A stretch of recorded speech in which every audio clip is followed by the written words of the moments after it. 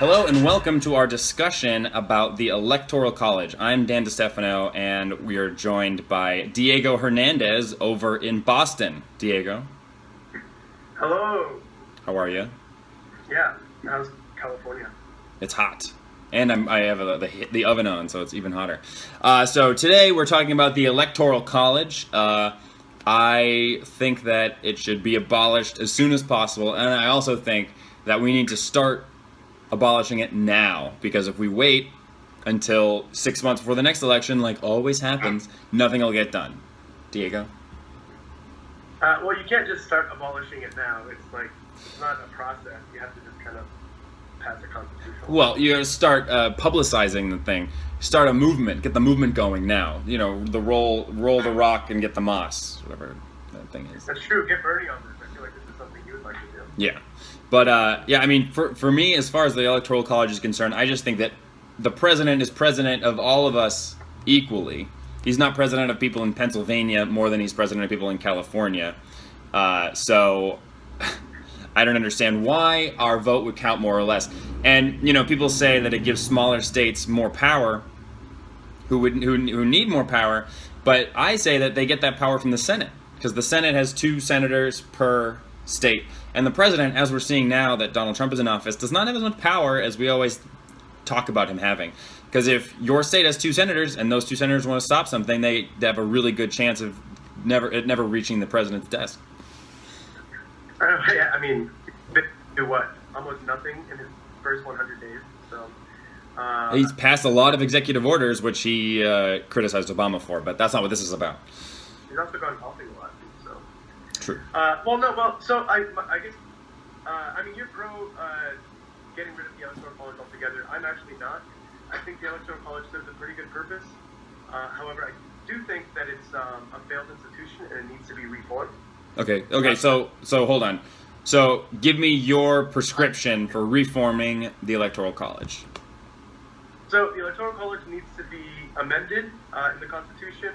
Instead of it weighting the economy and the country of the past, I think it needs to focus more on our present economy and our present, like the present demographics of the country. When the founders originally wrote the Electoral College into the Constitution, we were 13 colonies that became 13 states. We had a slavery economy, slave plantation. We're now, a country of 50 states, multiple territories.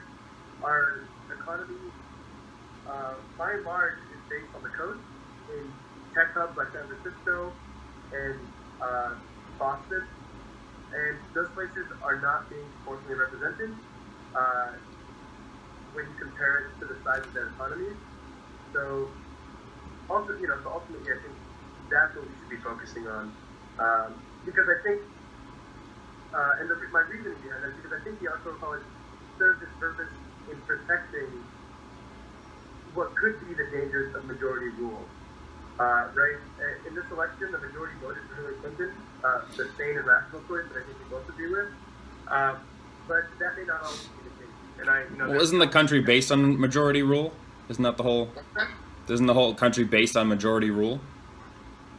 Well, no. I mean that's the. Isn't that what democracy is? Well, we're a republic, so I mean you got to remember. Well, okay, you were giving me a lot of diagnoses there, but no prescriptions. Well, I mean, that is a prescription to reform the Electoral College into weighting our current economy now, because the Electoral College has stayed the same since its inception, right? It's just expanded as we've added more states. But what does that mean? What would the Electoral College look like if we're weighting the economy instead of the population? So you look at Hillary Clinton won. So who would have more power in this? So you're saying that people on the coast should have more power than people in the middle of the country? People who live in places that represent the future economy would have more power, right? So you would have places like California, which I don't know what the number is for the Electoral College, but it's probably like 54, 55 or something. You would have a place like California have more representatives in the Electoral College than proportionally than somewhere like Mississippi or. I feel like maybe ideally this might sound like a better way, but can you imagine? I mean, I feel like just having a system where everything is fair, everyone is equal, then you don't have Republicans getting in there being, gerrymandering the Electoral College now that it's based on the economy and saying, oh, carbon does this and this does that, and like just I mean, there's too many strings that you can pull, I think, in that case. And really, again, my point is, it's just the president. He's my president. He's your president, 100%. But my vote counted, like, I feel like my vote counted a 50th of people in Pennsylvania. It doesn't make any sense. So I mean, what if a million people moved to Pennsylvania, a million Democrats moved to Pennsylvania, then suddenly we would win. Why don't we just do that? But it's like cheating, and Democrats don't cheat that much, which sucks. But I don't know. I feel like that's too complicated. But the reason people are fleeing those places and coming to the coast is because there's no opportunity, right? It's because of opportunity, right? But by them moving out of those economies into the economies that represent our, they constitute the majority of our economy now. They're no longer being represented to the same degree that they were being represented when they were in Pennsylvania or Wisconsin. Right, but they would be represented equally if we all were, weighted equally. Right, but I mean, it's not. No matter where they are. Well, I mean, so get rid of the Electoral College. Yep. And it's just voted. The president is just elected by popular vote. Yep. What happens? What is your solution to having someone like Donald Trump or someone worse than Donald Trump get elected by popular vote? Because you had someone who played to the fears and but it would just play to the fears of voters. Well, like we're seeing now, the president is not emperor, so you got all of our states in the Senate blocking. You have our Democratic states in the Senate blocking, bills from getting to his desk in the first place. I mean, that's a big way to do it. And it's funny though. You're talking about this this dystopian maybe future that we're literally living in right now. I mean, there's nothing you can do. It's just if the people vote one way, then then the people voted that way. You're like, what if some foreign actor got involved and they did, and it happened, and the Electoral College didn't help it. I mean, you even look at your assumption is that what you're saying is that the Senate has been able to block a lot of what he's been doing. Not just the Senate. Well, and that's the House, really. Congress, the House, all of it. But they also were able to do that to Barack Obama, right? Like, they were able to stop him from actually putting someone on the Supreme Court, even though he could have cheated. The rationale was because there needed to be an election of something, and they're like, elections have consequences. I know.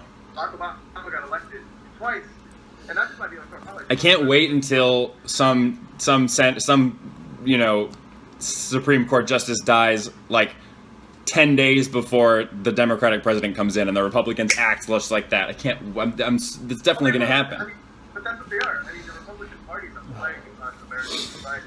Well, yeah, I mean, they're anti-government. Okay, but anyway, I don't know, I would, I feel like, I don't know about weighting the economies. I don't know. It sounds good, but I feel like in reality, it's still not fair.